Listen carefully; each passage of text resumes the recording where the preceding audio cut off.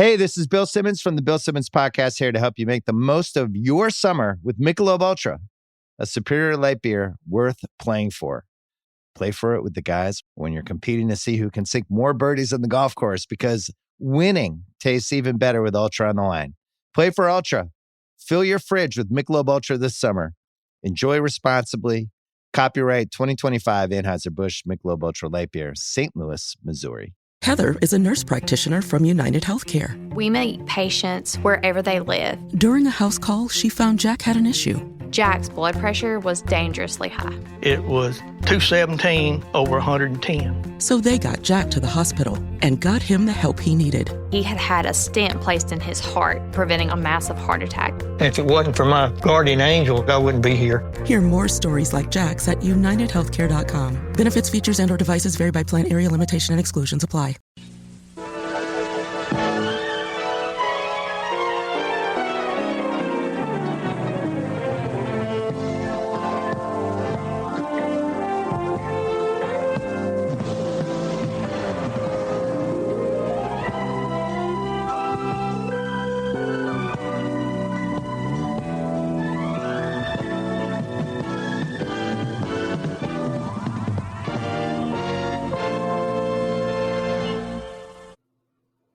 Hello, everyone. It's time for Vanished Chicagoland Stories, the podcast. I'm your host, Pete Costanis. This is episode 458, season 19. Today's date is July 27th, 2025, and welcome to the show. And yes, I'm doing another podcast episode today. That's nice. On today's program, I'm going to talk about a soft drink that a lot of people have forgotten. It was called Mason's. They were famous for their old-fashioned root beer. Talk about its history of that, and not much memories of it. So it was made in Chicago. That's a fact. So I'll get into that in a moment. Also, I'll read off a menu from a restaurant that a lot of people have missed so much. It's the Martinique Restaurant. That was located in Evergreen Park, Illinois. And I have a menu, and I'm going to read off of that. This is from the 1950s. I looked at it the other day, and and the items that are listed look absolutely beautiful. I'm sure it remained the same until it closed. Maybe it's changed a little bit. I don't know. I have no idea. I wish I could find like the latest one before it closed. It's hard to find. All right. Before I get started, the program will go into a commercial break. And this program is brought to you by All Temperature Cheer detergent. And here's a commercial from 1976, which its anniversary, America's birthday, is coming up next year. This will be fascinating. So sit back and relax, and let's go back to the mid-1970s for this commercial for All Temperature Cheer detergent. And I'll be right back, folks. Thank you. You know how when someone has a good thing going, they'll often just sit back and relax. That's why this improvement's so terrific. Because All Temperature Cheer had a good thing going. It was great in hot, warm, and cold water. But see, now it's even better. More cleaning in every water temperature. Hot, warm, and cold. Yeah, Cheer had a good thing going before. But now it's got a better than good thing going. 3 temperatures, 1 better detergent. All Temperature.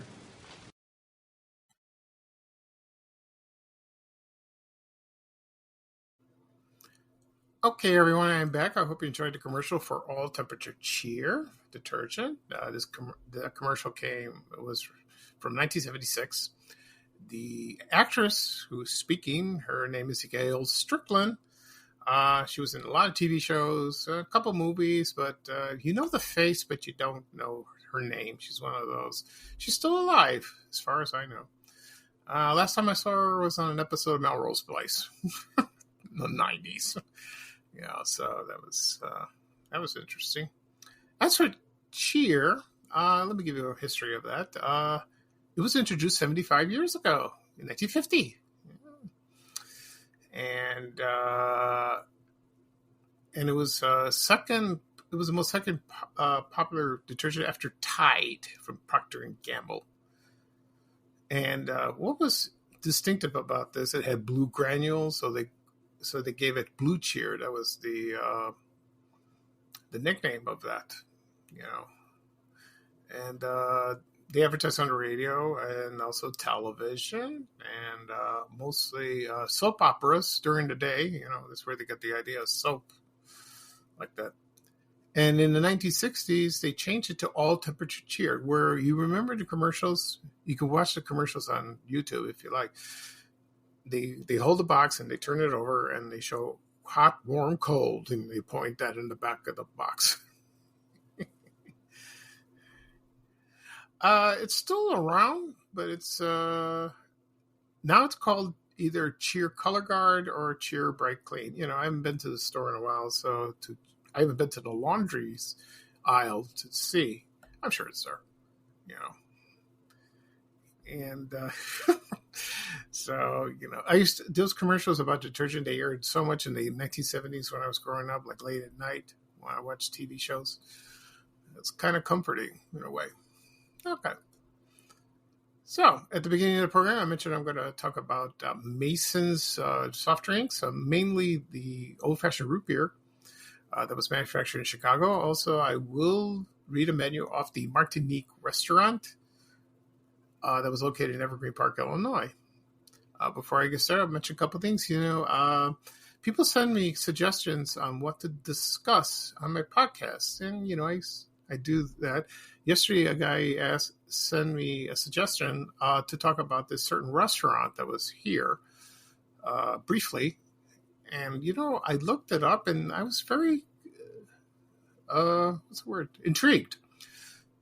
And I sent him a message, but yeah, I'll talk about this on Tuesday's podcast. I will do that. I promise. And I will do that. And hopefully I found a menu of that and talk about something else. Oh, I know what else I'll talk about. I'll mention that on Tuesday's program, or before I do, I'll post it on social media. I always do that. So I'm open to suggestions, sometimes, like I said this before, I will not post or talk about things in Chicago that are very controversial because, it starts arguments and it just opens a can of worms. It's just bad. I know they existed. It happened. But that's the way it is. I run a clean group. This is something like, for example, Maxwell Street. I know it's famous. I would love to talk about that, but it's a little tricky. Or Makes Feel, what happened to that? Or at the S curve, maybe I'll talk about that. Probably, because that was, that's it. I might talk about the S curve someday. So anything political? No. I believe there are podcasts out there that talk about Chicago politics, which is great. If you're into politics or you don't like politics, well, I mean, you don't like to argue. Well, never mind. So, if you want to listen to those, be my guest. They're great. I mean, I listened to one. It was very fascinating. I just like to learn what's going on in the world, like everyone else. You want to be informed, but as for past politics, no, this is not the podcast for it. You have to go find something else or create your own. Anyone could do it. Listen, because I'm retiring soon. Well, I haven't worked in a long time, but I'm going to turn 62 in the end of the year. So I'm going to start collecting Social Security. So I've decided that. So I don't want to go back to work. I have to focus on my health. But I'll be okay financially. I'll have that. I have my pension from my old job, so I'll be okay. And this will keep me busy, so that's great. If you look forward to retirement, find something to do. Find a hobby to make you happy. And believe me, I found doing that in Chicagoland makes me happy. Keeps you busy, like when I get up in the morning, the first thing I would think about what should I do? What should I post first? What should I talk about on my podcast? I have things going in my mind. This will occupy your time, I do other things, like jigsaw puzzles, crossword puzzles, go out to lunch with my friends or dinner, I've gained new friends ever since I've started the podcast and revealed my prostate cancer diagnosis, everything's changed.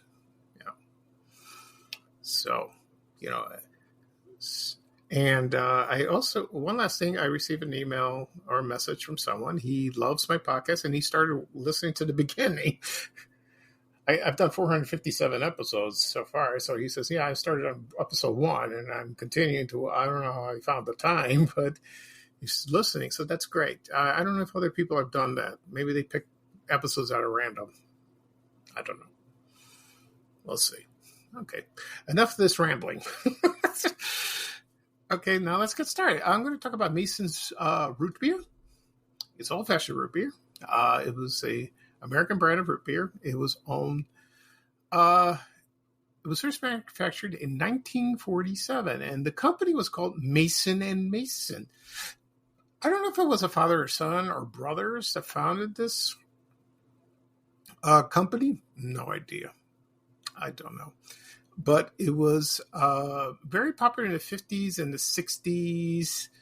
And when I was growing up, I remember seeing this in stores or ads in newspapers, maybe magazines, and it said Masons. I did get a chance to ask my mom, does she remember this brand? I'll wait for she gets home and I'll ask her that. Root beer was not the only flavor that was on the market. No. I posted an ad yesterday, announcing that I will talk about this on the podcast. And they had other flavors, and I'll get them up for you right now. So they had ginger ale, cola, orange, black cherry, and grape soda. I don't know if they had other flavors, maybe lemonade. I don't know.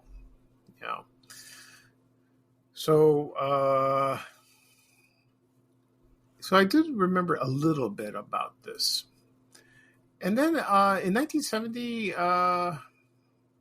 they changed it, and then they bought that, and they moved out of Chicago to Atlanta, Georgia. And by 1978, the root beer was acquired by the Monarch Beverage Company. But then they didn't market it much, and it was sort of put aside. And then they had Dad's Root Beer, which was from Chicago as well. Okay. So I wish I tried this drink. Maybe it was good. Old-fashioned root beer sounds good. What was the other one? There was another brand called Old Dutch. We should talk about that someday. There was another one called Club Clover or something like that. I don't know if it's still around. Maybe there was Lasser's, all from Chicago. Made in Chicago. He had Dad's root beer. I talked about root beer in a previous podcast episode. Like for Dad's, what else? A&W, Hires root beer. Of course, the famous one was Canfield's root beer. Yeah. There was Barrelhead. I don't think that's around anymore. There was also Mug. I think it's still around like that. Anyway, so it's funny like that. And so I looked on the internet, I did some search, and there's a website called Can Museum, and it shows photos of cans, soda cans. I saw some from Canfields. They had them all over the world, mostly Canada and the United States. They had Canfields. They had Shasta. What was the other ones? Other brands. I can't think of it. All types of, soft drinks like that. But there was a lot of Canfields. They show all the flavors like that. I don't know if you know this, but a long time ago I created a 4-part video. It's video in 4 parts of Canfields, and I show all the cans like that. Most of them. So it's still there. If you do a search, type in Canfield soda or my name, Pico Stanis, or Vashgalan, or like that. Sometimes it falls under the Chicago Extinct Businesses, but I changed that name in 2019. So that's okay. All right. Okay, so that's it. for that. Right now, I'm going to take a quick break, and then when I come back, I'm going to read a menu from the Martinique Restaurant. And I will talk about the history of that restaurant as well, and my memories. So I'll be right back after this commercial break. So sit back and relax, everyone, and I'll be right back. Thank you. Nelson loves me, Nelson loves me, Nelson Brothers love me. Furniture for you. Always. It's back to school season, and Clorox is donating 2 million disinfecting wipes to classrooms across America. Because back to school means things can get a little bit messy. Just ask second grade teacher Mr. Torres. Put me and just one Clorox wipe on a team? We can take on crayon smudges, sticky fingerprints on every surface, sneezes on the door handle, juice box explosion by the sink, snack crumbs, and don't even get me started on the bathroom passes. Clorox disinfecting wipes. Teacher's #1 wipe. Think about it. Bathroom passes. Clean feels good. Based on unit sales data. This episode is brought to you by Liquid IV. In heart-pumping moments, you need hydration that can keep up. That's where Liquid IV comes in. Scientifically formulated to quickly replenish electrolytes and fluids lost from your well-earned sweat session. Hydrate your favorite mode of movement with Liquid IV. Made with triple the electrolytes of the leading sports drink, plus 8 vitamins and nutrients. Also available and sugar-free. Tear, pour, live more. Visit liquidiv.com to learn more. Something new. Nelson Brothers love me, and they'll love you too. With your Nelson Brothers credit power, enjoy life now. Admire the 17-piece Paramount Living Room Group. Everything from rugs on the floor to pictures on the wall. A world of rooms priced the warehouse savings way. From $588 down to $244. Yes, you have credit power at Nelson Brothers South. Halstead near 65th. Cottage Grove near 63rd, 9605 South Cicero Avenue, Nelson Brothers North, Broadway near Lawrence, Lincoln Avenue near Belmont, 1751 North Harlem, Nelson's Warehouse Sales, 2750 West Grand Avenue, open Monday and Thursday until 9 at night, Sunday 10 until 5. Nelson Brothers love me, and they'll love you too. Okay, everyone, I'm back. I hope you enjoyed the commercial break. That goes back. Right now, I'm going to talk about the Martinique Restaurant. Excuse me. I said it too fast. Martinique Restaurant. That was located in Evergreen Park, Illinois. I'll give you some history of that. The man who owned it, his name was Anthony DeSantis, and he was an entrepreneur and theater owner in Chicago. And he also found the Drury Lane Theaters. And the Drury Lane was there as well. It was located in Evergreen Park. There was also one downtown near Water Tower Place and one in Oakbrook Terrace. I don't know if there was another one. I'm not sure. The one in Oakbrook Terrace is still there. It is still there. I went there many years ago at a wedding. They had a reception. It was very nice. Food, it was okay. I shouldn't talk about the food. That's silly, But it was a very nice place. I liked it, and they still have performances, plays, musicals. Sounds like a lot of fun. Okay. So let me give you his biography of Tony DeSantis. He was born January 5th, 1914, in Gary, Indiana. And he started in his career in showbiz. He was as a trumpet player, which I didn't know that. Then in 1940 he purchased a club in Michigan Avenue. I don't know what the club was called, and then he moved out of Chicago to Evergreen Park, Illinois, and he opened the Martinique Restaurant. And I think it opened like the late 40s or early 50s at least. Yeah, I think like 1951, like that. Let's see. So, also, I don't know if the Drury Lane opened at the same time. I think it did. I believe so. So the Drury Lane Theater, I won't talk about the Drury Lane Theater much. I'll save that for another podcast episode because there were so many famous people that performed there. It's amazing like that. And but I'll talk about the Martinique, and let me tell you about. Let me discuss more about it, about Tony DeSantis and the Martinique Restaurant. So Here we go. So the Drury Theater opened in 1958, so it opened much later. There's some pictures floating around in the internet saying that they named the Drury Lane Theater after an historic theater in London called the Theatre Rory Drury Lane. That's probably where he got that. And also, the Drury Lane Oakbrook Terrace opened in 1984. That opened much, much later. And the one in Water Tower Place opened in 1976. But it closed in 1983. So it was there. And then they reopened it on 2004. And then this was taken over some other company. So it's not called a Drury Lane Theater. And there was another Drury Lane Theater North, but that was sold to the Marriott Lincolnshire Resort. So you've heard of that. But that opened in 1976. And the last one was Drury Lane East that opened in McCormick Place in 1970, but it only lasted a year. So another podcast episode, I'll talk about that. As for the Martinique, from what I heard from a lot of people, it was a wonderful place. The food was good. The people that ran it were wonderful, but I read yesterday I read some comments from people that worked there, and they didn't like the man, well, they sounded like disgruntled workers to me. So what do I know? And let's see. So what else? So anyway, when I think either before he died, he retired. His grandson took over the place. I don't know if he's still running it, like the one in Oakbrook Terrace. I have no idea.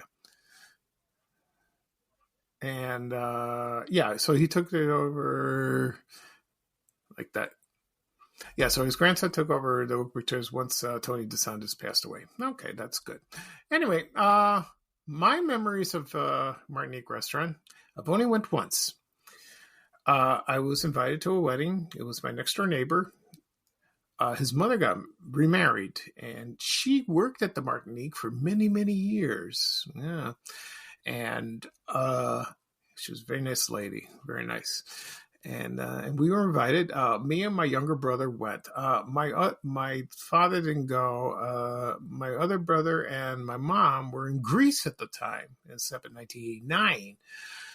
So we went there. Me and my brother went. It was a beautiful place. The food was good. Oh, it was gorgeous, gorgeous. It was. Tony DeSantis had a magic touch to this place, so like that. And people still talk about this place to this day, and it's great. And then it closed, probably in the 90s or something like that, maybe late 90s or 2000s or something. And then they tore it down. It was gone. And now it's a Walmart. Well, what do you expect? So that's a shame.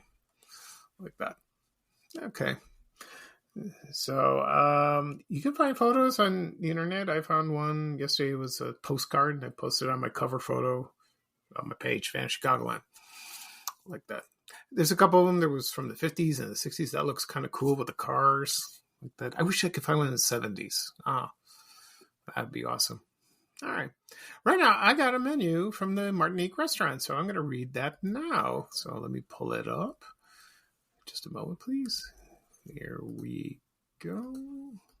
Okay. This will be fun. Here we are. Okay.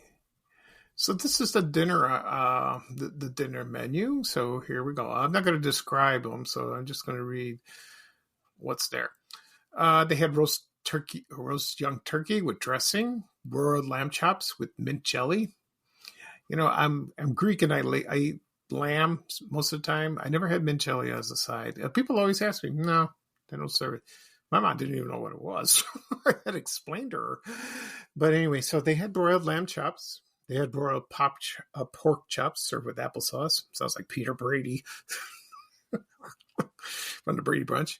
1/2 fried chicken, broiled choice sirloin steak. If you want it extra thick, that costs extra. That costs $3.70. If you want it extra, it's like 90 cents or something like that. Oh, well. Broiled filet mignon, broiled chopped tenderloin. They had a child's portion. No.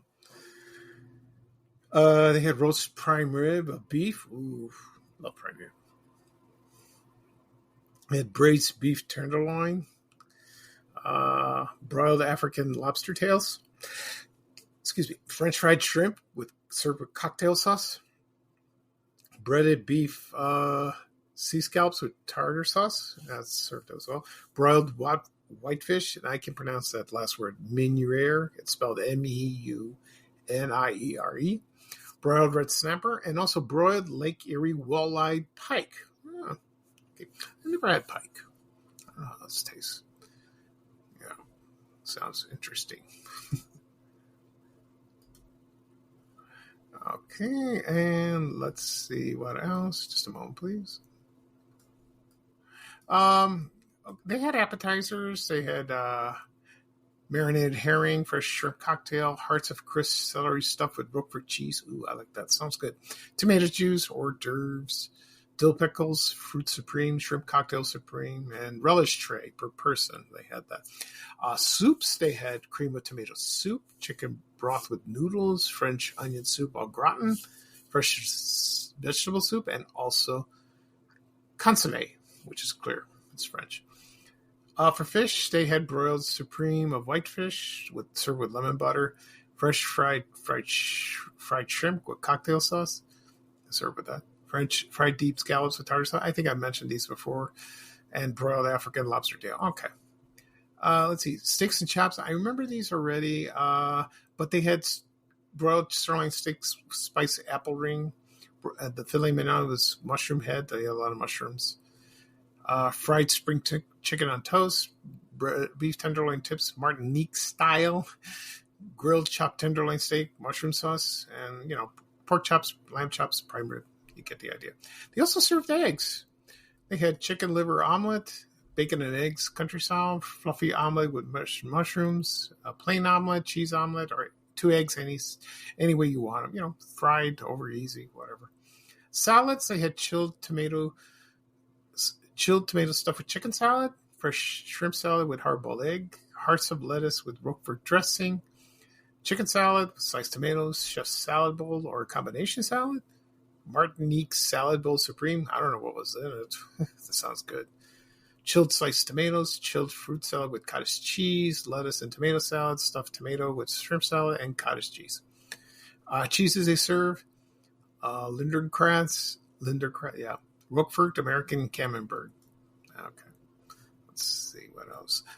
Late evening specials. They had barbecue beef, Welsh rarebit, served in a casserole on a piece of toast with baby tossed salad and French fries. Martinique special club sandwich. That's like sliced chicken, lettuce, bacon, tomato, and mayonnaise on toast with a pickle ring. Sounds good. Sliced hot chicken sandwich.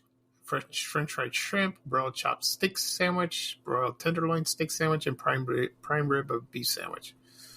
Okay. Other sandwiches, they had grilled American cheese with bacon or tomato, cold roast beef, lettuce and tomato, chicken salad, BLT, fried bacon and egg, sliced chicken, American cheese, cheeseburger, tartar steak sandwich. Oh, that's rare. Excuse me. It's rare. Okay. Junior Club sliced chicken and hot chicken. Like that. Okay. Let's see what else.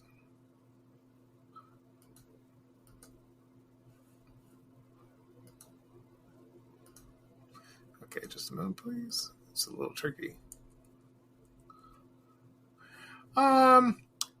Before I get to the desserts, let me tell you about from the cellar. They had cocktails, mixed drinks, martinis, Tom Collins, gin fizz, Planter's Punch, Sidecar, John Collins. I don't know what John Collins is. Tom Collins, I know. Screwdriver, Banshee, champagne. They had gin and whiskeys, Scotch and Irish whiskeys, liqueurs and cordials, creme de menthe, Dubonnet, peppermint schnapps, you get the idea. Brandies and rums, cognac, like that. Mythic's on Greek brandy. Oh, I didn't know that. They had wines and champagne, domestic, imported, And beer, they had, domestic. They had Heineken import. So that's no big deal. Okay. Let's see what else we got here.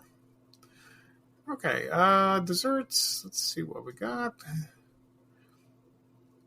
And beverages, they had coffee, or you want a pot of coffee served, or tea, chocolate milk, or tea, or iced tea, or iced coffee. Okay. Desserts, they had ice cream, sherbet, parfait, creme de menthe. Ooh, that sounds good. I like that. Peppermint ice cream, sundae, Bartlett peaches, and they had a creme de menthe sundae. So they had a creme de menthe parfait and also birthday or anniversary cakes decorated with candles. That sounds good. Yeah, so I guess that's it. Yeah, that sounded wonderful. Oh, I wish it was still open. But unfortunately, no. I'm afraid not. Okay. So that's it for this show. I'll do a recap of what I talked about. I talked about the Mason old-fashioned root beer. They also had other flavors. So it was from the company Mason & Mason that were located in Chicago, and they were introduced in 1947. And also I read a menu from the Martinique Restaurant that was located in Evergreen Park, Illinois. This podcast will be published later on today, wherever podcasts are available. Apple Podcasts, Spotify, Amazon Music, iHeartRadio, Breaker, Overcast, Good Pods, Podbean. If you have those apps on your phone or your tablet, just tap on them and tap follow, and you'll receive a notification of the latest episode. You can listen to previous episodes if you like. Will also be posted on my blog, www.vanishgoggling.blog. They're there. You can sign in with your email, and you can click on the links. It'll take you right there to listen. You can listen on your phone, your tablet. If you have CarPlay in your car, you can install it or download it. You can listen to Spotify in your car. Also, you can stream it on your TVs. You can listen to the podcast, or I'll get to YouTube in a second. So you could do that. It's also on YouTube. And again, people always ask me, where do I find your podcast? Where can I listen to your podcast? You can listen on YouTube. Type in the engine search, P. Costanis, my name, or Vanishing Goggling Stories. It'll take you right there. Click subscribe. Doesn't cost anything. You can listen to previous episodes if you like. You can listen to any device at your convenience. They're all there. Okay. And also be posted on my social media accounts with the link.